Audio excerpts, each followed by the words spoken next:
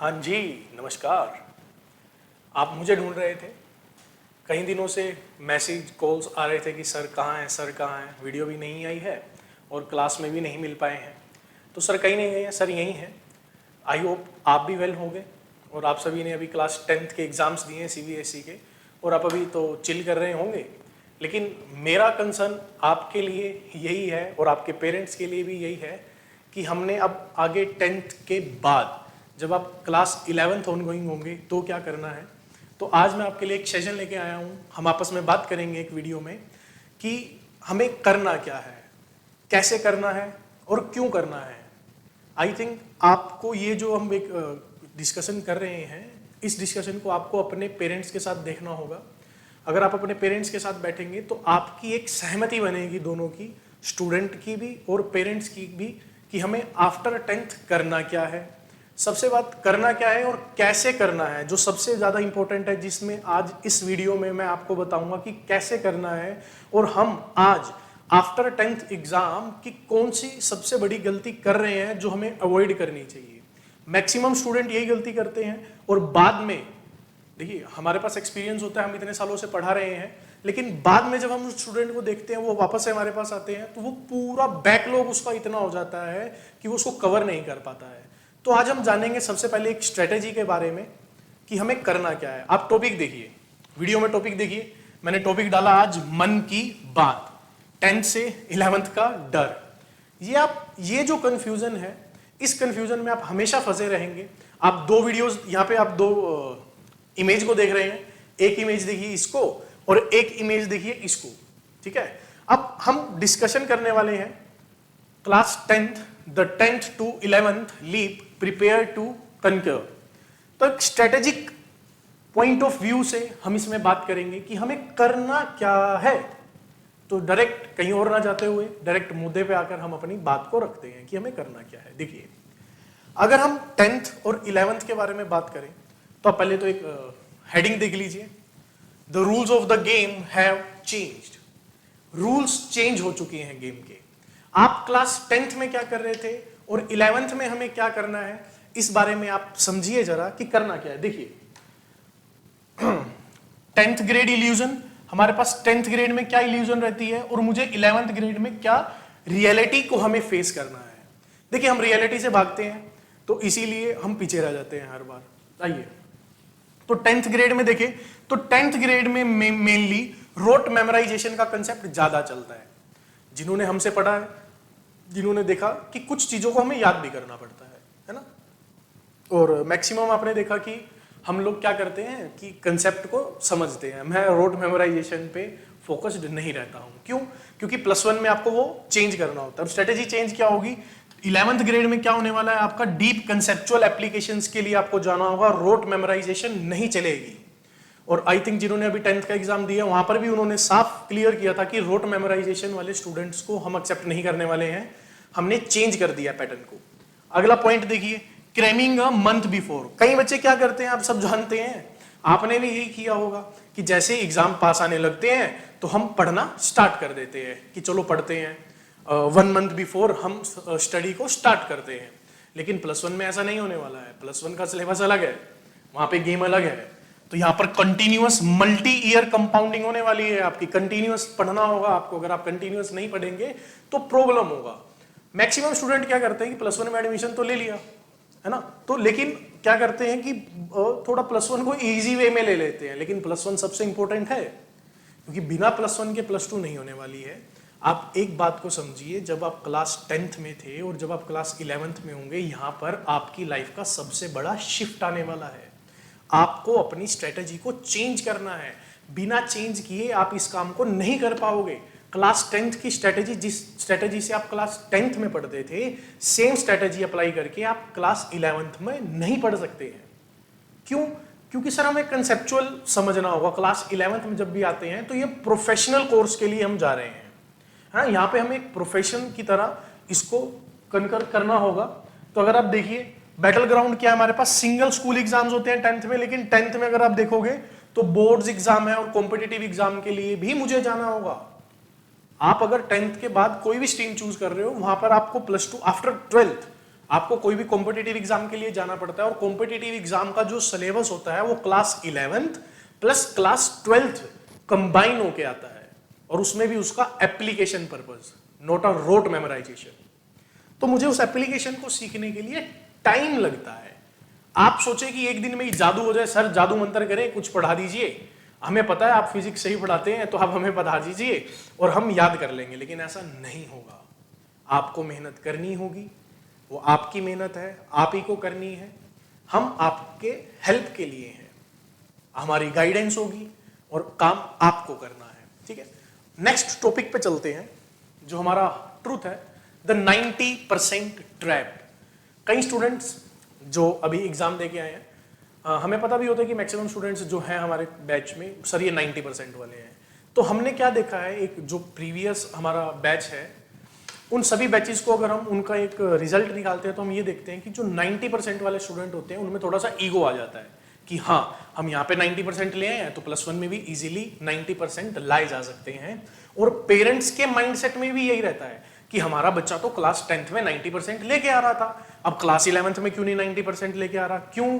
क्योंकि class 10th और 11th का जो सिलेबस है वो ये नहीं है कि क्लास 10th से ही थोड़ा सा आप उसको एक्सटेंड कर लीजिए, नहीं, ये अलग दुनिया है। यहां पर आपको इससे 3 टाइम्स, लगभग 3 टाइम्स आपको सिलेबस देखने को मिलेगा। तो इसलिए 90% ट्रेड जो हमारा 90% ट्रैप है, अगर 10th ग्रेड में देखें तो 1x, अगर हम क्यूब से समझे तो 11th और 12th में अगर आप देख रहे हो तो 3x वॉल्यूम इंक्रीज हो गया है। समझ रहे हैं? 3x वॉल्यूम इंक्रीज हो गया है। और आपको यह समझना होगा कि आज के टाइम पे कॉम्पिटिटिव है, कॉम्पिटिटिव जमाना है, तो आपको उस कॉम्पिटिशन के अकॉर्डिंगली अपने आप को रेडी करना होगा, अपने आप को स्किल्ड करना होगा। अगर आप अपने आप को स्किल नहीं कर पा रहे हैं तो आप गेम में हमेशा पीछे ही रहेंगे। आगे देखिए, अब ये सबसे मेरा जो मेन कंसर्न है वो ये है, you are fighting 2 different scenarios. अगर आप +1 और +2 में बात करते हैं तो 10th के अकॉर्डिंगली आप 2 डिफरेंट सिनेरियोज में यहां पर बात करेंगे। फर्स्ट क्या है मेरे पास? फर्स्ट है मेरे पास CBSE बोर्ड क्लास 12th, जिसके अंदर क्या होने वाला है, टेस्ट थ्योरेटिकल अंडरस्टैंडिंग आपकी चेक की जाएगी, फ्लोलेस राइटन प्रेजेंटेशन होना चाहिए आपका, रिक्वायर्स बेसलाइन स्पीड। मतलब यहां पर आपको मेनली चेक किया जाता है कि आप एक्सप्लेन किस तरह कर पाते हो कंसेप्ट को। कि जैसे यहां पे पूछेंगे कि कंसेप्ट क्या है, फॉर एग्जांपल अगर हम बात करें बर्नौली थ्योरम, एक हम थ्योरम पढ़ते हैं क्लास 11th में, बर्नौली थ्योरम। तो क्लास 11th में क्या आने वाला है, जो स्कूल में दिया जाता है, बोर्ड्स में दिया जाता है, +2 में भी या +1 में, कि व्हाट इज बर्नौलीज थ्योरम। तो वहां पे सिर्फ इतना है कि बर्नौली थ्योरम क्या है। लेकिन अगर आप आएंगे मेन बैटलफील्ड में, जेई या नीट जैसे एग्जाम, जो मेन बैटलफील्ड है जहां से हमारा सिलेक्शन होगा क्लास 12th के बाद, आप एक चीज को देख लीजिए, जब तक आप क्लास 12th में मान लीजिए आप 100% सिक्योर कर गए, लेकिन आपका किसी भी मेडिकल कॉलेज और इंजीनियरिंग कॉलेज जो अच्छे कॉलेज हैं वहां पर एडमिशन नहीं होगा विदाउट एंट्रेंस एग्जाम। आपको एंट्रेंस एग्जाम क्लियर करना होगा, और एंट्रेंस एग्जाम का जो सिलेबस होता है वो class 11th and class 12th का कंबाइन होता है। हम जब भी बोर्ड की प्रिपरेशन करते हैं, जैसे क्लास 12th में स्टूडेंट चले जाते हैं तो वहां पर वो क्लास 12th की ही प्रिपरेशन कर रहा है, class 11th complete memory of complete भूल चुका है। लेकिन हमें ऐसा नहीं करना है। अब देखिए, टेस्ट प्रॉब्लम सॉल्विंग स्पीड देखी जाएगी, डिमांड्स प्योर एप्लीकेशन। यहां पे बर्नौलीज थ्योरम के एप्लीकेशंस के रिगार्डिंग आपसे पूछा जाएगा। जैसे मैं आपको समझा रहा था कि CBSE बोर्ड में तो व्हाट इज बर्नौलीज थ्योरम, और यहां पर उसकी एप्लीकेशन बेस्ड कि कहां इसका यूज किया जा सकता है, आपके डेली लाइफ में क्या यूज है, और किस तरह से आप इसको फिजिक्स के कंसेप्ट और फिजिक्स के जो इतने सारे न्यूमेरिकल्स बनते हैं हमारे पास। अगर आप यहां पर देखोगे तो नॉर्मल एक ही चैप्टर का न्यूमेरिकल होगा, लेकिन अगर आप इस तरफ आएंगे नीट्स या जेई की तरफ, तो यहां पर 3-3-4-4 चैप्टर्स को कंबाइन करके एक न्यूमेरिकल रेडी किया जाता है। तो आपको हर एक चैप्टर की कंसेप्चुअल नॉलेज होनी चाहिए, आपस में लिंकिंग होनी चाहिए। अब हम पढ़ते हैं द लैग फिनोमिना, कि जो स्टूडेंट है वो लैग कहां करता है, उसका लैग होने का मेन रीजन क्या है। अगर आप देखिए तो फर्स्ट मंथ में क्या करता है, वो skip basics and miss early concepts. यही सबसे बड़ी गलती है। अब क्या होता है, जैसे ही हमारा नया बैच शुरू होगा क्लास 11th का, हम क्या करेंगे, वहां पर उसको बेसिक कंसेप्ट सिखाएंगे। कई स्टूडेंट्स जो हैं वो 6th 7th 8th का डाटा सब भूल चुके हैं, उन्हें दोबारा से मेमोराइज करवाना पड़ता है। कुछ बेसिक कंसेप्ट्स क्लास 11th के मैथमेटिक्स के हैं, कुछ केमिस्ट्री के हैं, कुछ बायोलॉजी के हैं। तो वो सभी बेसिक कंसेप्ट्स को अर्ली कंसेप्ट में जब हम क्लास स्टार्ट करते हैं उसमें हमें करवाना पड़ता है। स्टार्टिंग के क्लासेस में तो वो चलेगा, वो करने के बाद जब हम +1 का सिलेबस स्टार्ट करते हैं तो वो बच्चे को समझ में आता है, तो स्टूडेंट ग्रास्प कर पाता है उस चीजों को। लेकिन अब सुनिए कि अगर किसी का बेसिक कंसेप्ट वाला जो पोर्शन है वो क्लियर हो गया, वो नहीं कर पाया, उसको मेमोरी ऑफ कर दिया, उसने उसको कहा कि सर अभी नहीं क्लास ज्वाइन करेंगे, हमारा रिजल्ट आने दीजिए, रिजल्ट आएगा उसके बाद मैं डिसाइड करूंगा कि मुझे कौन सी स्ट्रीम लेनी है और उसके बाद मैं डिसाइड करूंगा कि कब से मुझे क्लासेस ज्वाइन करनी है। तब तक तो वो लेट हो जाएगा। उसके बाद वो याद रखना, मेक माई वर्ड्स, आप याद रखना इस चीज को, उसके बाद आप कुछ नहीं कर पाओगे। आप एक बार +1 में कूद के तो देखिए कि क्या होने वाला है यहाँ पे।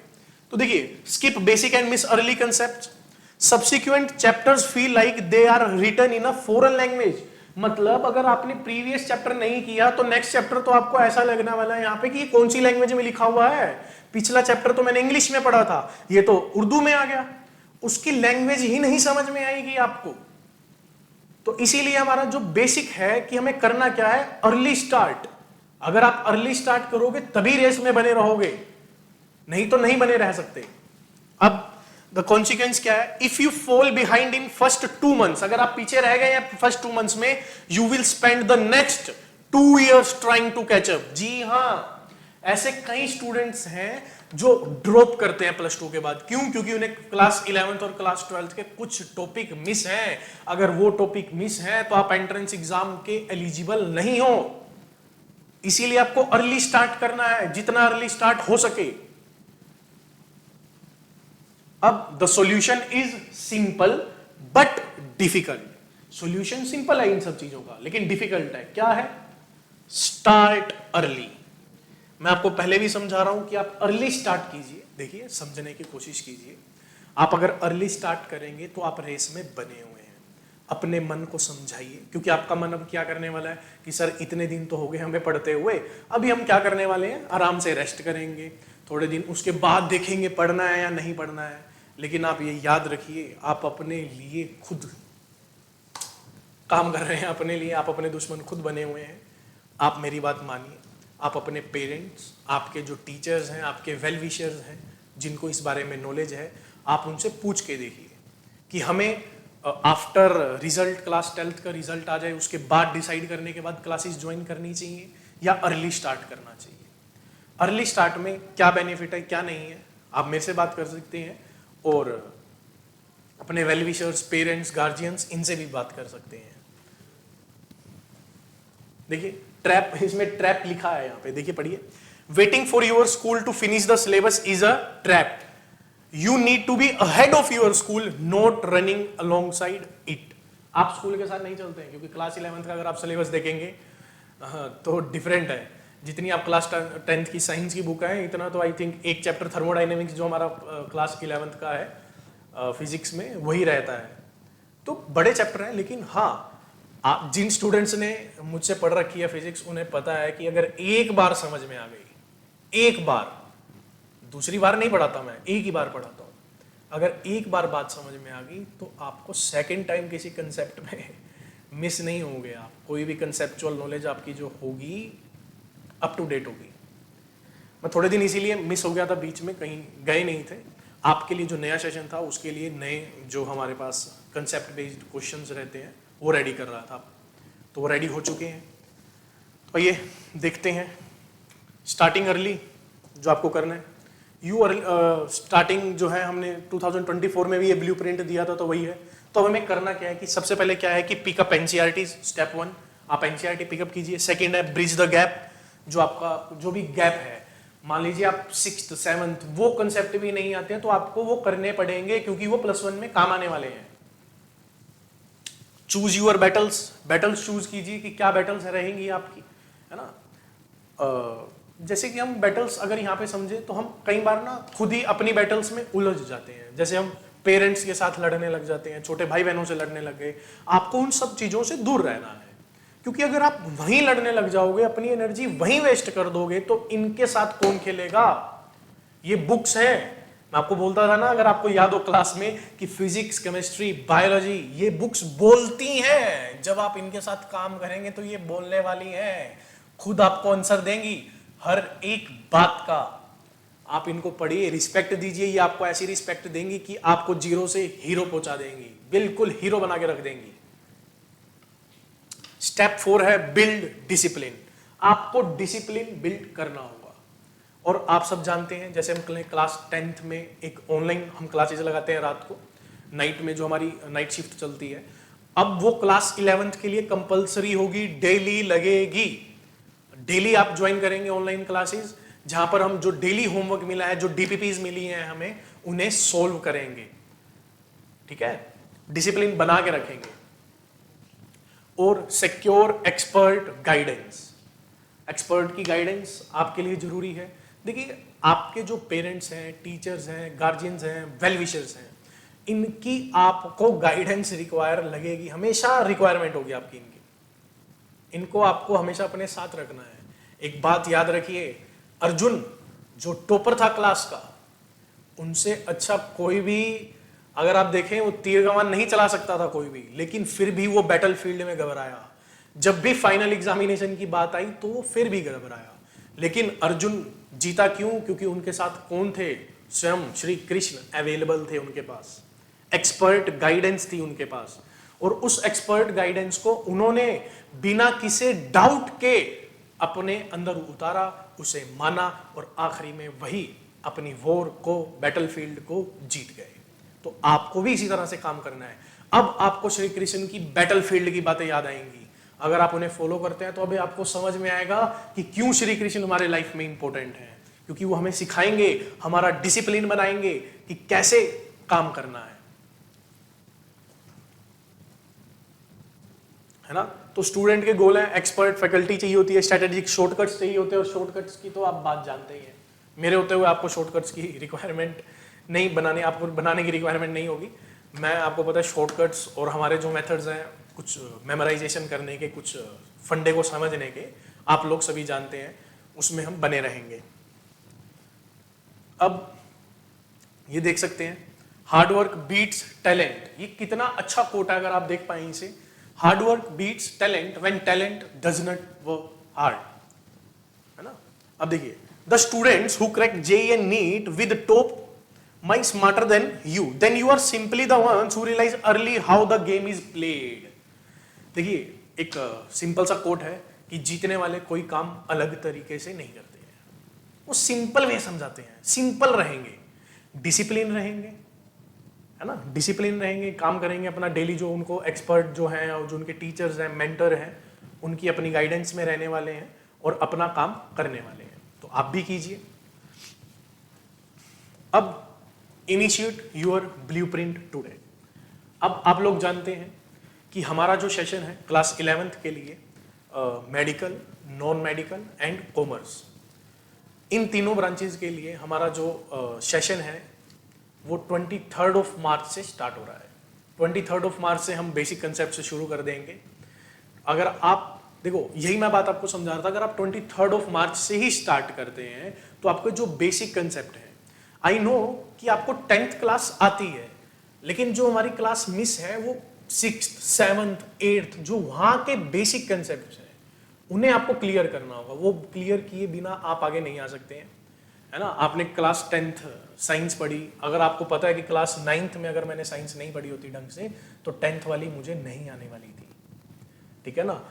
तो वीडियो आप देखिए, अपने पेरेंट्स के साथ देखिए और इसे समझने की कोशिश कीजिए। अगर कोई भी डाउट है तो आप मुझे कॉल कर सकते हैं, ये नंबर अवेलेबल है हमारा, यहीं पे आप नंबर पे कॉल करके अपना रजिस्ट्रेशन भी करवा सकते हैं। प्लीज़ आप अपना रजिस्ट्रेशन करवा दीजिए अभी। 23 मार्च से क्लासेस स्टार्ट होंगी। और अगर आपको फिर भी कोई डाउट है कि सर मुझे कॉमर्स में जाना चाहिए, मेडिकल में जाना चाहिए, नॉन मेडिकल में जाना चाहिए, उसके लिए भी हम करियर काउंसलिंग एडवाइस और करियर काउंसलिंग भी हम अपने सेंटर पे कर रहे हैं। आप कभी भी 24/7 आप मैसेज कीजिए कि सर मुझे अपॉइंटमेंट चाहिए, मुझे एक अपने पेरेंट्स के साथ और अपने जो एक्सपर्ट हैं, मेंटर हैं, उनके साथ बैठकर डिस्कस करना है कि मुझे कौन से स्ट्रीम में जाना चाहिए और किस स्ट्रीम में क्या क्या अपॉर्चुनिटीज़ हैं। तो उस बारे में हम डिस्कस कर सकते हैं। आप उसके लिए मुझे आप डीएम कर सकते हैं इस नंबर पे, आप डीएम कीजिए तो मैं आपको बता दूंगा कि कौन सा हमारे पास स्लॉट अवेलेबल है, तो स्लॉट के अकॉर्डिंगली आपको टाइम दे दिया जाएगा। आप अपने पेरेंट्स के साथ हमारे पास आ सकते हैं। वैसे भी कल संडे को हम फ्रॉम 2 PM to 5 PM सभी स्टूडेंट्स को बुला के एक करियर काउंसलिंग एडवाइस कर रहे हैं। अगर आप आना चाहते हैं तो कल 2 बजे से लेकर 5 बजे तक आ सकते हैं, ठीक है। आई होप आपको ये बात समझ में आई होगी। सबसे पहली बात, अपने मन पे कंट्रोल डालिए। बिना मन को जीते आप दुनिया नहीं जीत पाएंगे। अपने आप को जीतना सबसे ज़्यादा इम्पोर्टेंट है। आप अपने पेरेंट्स से इस बारे में बात कीजिए और प्लीज़ अपने पेरेंट्स के साथ कम्युनिकेशन गैप क्रिएट मत होने दीजिए। आपको कोई भी बात है तो प्लीज़ अपने पेरेंट्स से शेयर कीजिए, उनसे पूछिए, वो आपको अच्छे से गाइड करेंगे, ठीक है।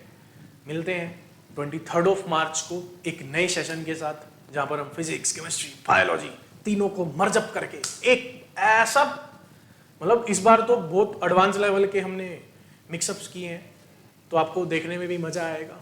तो मिलते हैं आपसे 23 मार्च को, और संडे कल 15 मार्च को फ्रॉम 2 PM to 8 PM हम एक करियर काउंसलिंग जो सेशन है उसको भी कंडक्ट कर रहे हैं।